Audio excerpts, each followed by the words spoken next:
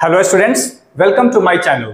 आज का हमारा चैप्टर है पॉलिनोमियल, जो क्लास 10th का एक बहुत ही इंपॉर्टेंट चैप्टर है। इससे बोर्ड एग्जाम में बहुत ज़्यादा क्वेश्चन पूछे जाते हैं। तो आज के वीडियो में हम लोग इसके हर एक कंसेप्ट को क्रिस्टल क्लियर करेंगे, ताकि बोर्ड एग्जाम में कैसे भी क्वेश्चन दिए जाए आप उसको आसानी से समझ सके और सॉल्व कर पाए। मेन है अंडरस्टैंडिंग। अगर आप क्वेश्चन को समझ पाते हैं, कंसेप्ट को समझ पाते हैं, तो ये फर्क नहीं पड़ता कि वो आर.एस. अग्रवाल से क्वेश्चन दिया है या एनसीईआरटी से क्वेश्चन दिया है। आपका कंसेप्ट क्लियर होगा तो आप कहीं से भी क्वेश्चन दिया जाए आप आसानी से बना लेंगे। तो आज के हमारे वीडियो में हमारा प्रयास यही होगा कि हम आपको पूरे कंसेप्ट को क्लियर कर दें। ठीक है बच्चों, तो अगर आपको ये वीडियो अच्छी लगे तो आप जरूर सब्सक्राइब और दोस्तों को शेयर करना। ठीक है, तो चलिए हम लोग स्टार्ट करते हैं। आज का टॉपिक है पॉलिनोमियल। तो पहले हम लोग पॉलिनोमियल के डिफिनेशन को समझते हैं कि पॉलिनोमियल आखिर होता क्या है। इसका जो डिफिनेशन बुक में दिया गया है कुछ ऐसा दिया गया है जो बहुत ही कॉम्प्लेक्स है, बच्चों को समझ में नहीं आता कि ये है क्या। तो जरा देखते हैं पहले, उसके बाद उसको समझने की कोशिश करेंगे। ठीक है, तो जो बुक में डिफिनेशन दिया है वो है an expression of the form px a naught plus a1x plus a2x square plus a3x cube plus dash dash dash। इस तरह से ये सीरीज बढ़ता जाएगा, an x to the power n के फॉर्म में आएगा, where an should not be equal to 0 और x should not be non negative integer।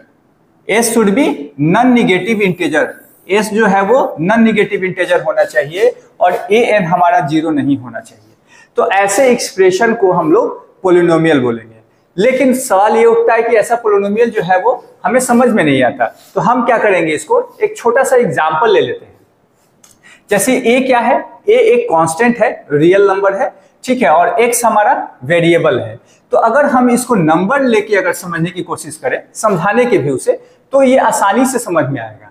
Suppose that हम, चूंकि a नॉट एक कांस्टेंट है, तो हम इसको सपोज दैट 1 ले लेते हैं। ठीक है, और a1 भी एक कांस्टेंट है, तो इसको हम सपोज दैट 2 ले लिया, x है x ले लिया, फिर a2 को 3 ले लिया और x स्क्वायर ले लिया, प्लस a3 को हम लोग 4 ले लिए और x का पावर क्यूब है। ऐसे जो नंबर ये जा रहा है, सपोज दैट अब यहाँ पे तो हमें पता नहीं कितना टर्म तक जाएगा, तो n हमने लिखा है। तो कहने का मतलब ऐसा जो सीरीज बनेगा ना, ये सीरीज हमारा होता है पॉलिनोमियल। ठीक है, बट इसमें ध्यान क्या रखना है कि x हमारा कभी भी निगेटिव नंबर नहीं हो सकता है और न ही फ्रैक्शन में हो सकता है। ठीक है, नॉन निगेटिव इंटीजर्स का मतलब क्या होता है कि ये x का पावर हमेशा पॉजिटिव होगा और इंटीजर्स में होगा। फ्रैक्शन तो इंटीजर्स के अंदर आता नहीं है, इंटीजर्स में होते हैं माइनस से लेकर प्लस तक के सारे नंबर्स। ठीक है, तो पॉलिनोमियल का डिफिनेशन क्या हो गया, ऐसा एक्सप्रेशन जो इस फॉर्म में हो। ठीक है, ये जो फॉर्म दिया है, इस फॉर्म में अगर हमारा एक्सप्रेशन होगा तो उसको हम लोग क्या बोलेंगे कि वो पॉलिनोमियल है। अब इसका हम यहाँ पे वैल्यू रख दिए है ताकि आप आसानी से समझ जाए, और कुछ नहीं। इसको वैल्यू रख देने से क्या होता है ना कि आसानी से समझ में आता है। हम लोग कांस्टेंट की जगह पे 1 2 3 रख दिए। ऐसा कुछ अगर सीरीज बन जाता है तो ये सीरीज हमारा क्या होगा, पॉलिनोमियल कहलाएगा। ठीक है बच्चों, अब देखिए इसके जो टाइप्स है ना, वो टाइप्स भी इसी से बना हुआ है।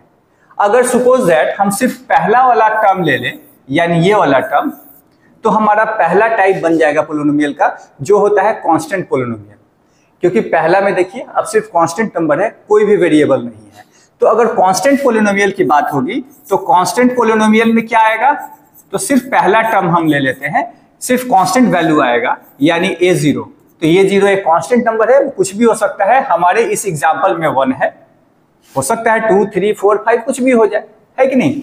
तो जो भी जितने भी कांस्टेंट नंबर है, जैसे 5 हो गया, 10 हो गया, सब क्या है, सब के सब कांस्टेंट पॉलिनोमियल के अंदर आते हैं, क्योंकि इसके साथ कोई वेरिएबल नहीं है। ठीक है, सब ये कांस्टेंट है, और ये हमारा बना है पहला टर्म लेने से। ठीक है, अब अगर 2 टर्म ले लें, अगर ये दोनों टर्म ले लें, तो हमारा दूसरा टाइप बन जाएगा, जो है लीनियर पॉलिनोमियल्स। देख लेते हैं कैसे। दूसरा टाइप है हमारा लीनियर पॉलिनोमियल। लीनियर पॉलिनोमियल में क्या होता है, लीनियर पॉलिनोमियल का डिग्री कितना होता है, डिग्री 1 होता है। ठीक है, यानी वेरिएबल पे मैक्सिमम 1 पावर ही हो सकता है। तो आप ये दोनों टर्म अगर हम ले लेते हैं, दैट मीन्स ये दोनों टर्म, मतलब यहाँ एग्जाम्पल से ले लेते हैं 1 + 2x, ये एक लीनियर पॉलिनोमियल का एग्जाम्पल हो गया। क्यों, क्योंकि x पे पावर कितना है 1, यानी इसकी डिग्री कितनी हो गई, x का डिग्री कितना है 1, तो जिसका डिग्री 1 हो जाए वो लीनियर पोलिनोमियल हो गया। तो 2 टर्म लेने से हमारा बन गया लीनियर पोलिनोमियल। अब 3 टर्म अगर ले लेंगे तो क्या बनेगा? Quadratic polynomial.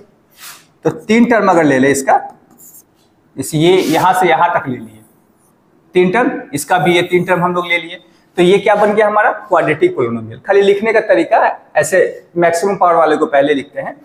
तो क्वाड्रेटिक पोलिनोमियल में क्या होगा? Quadratic polynomial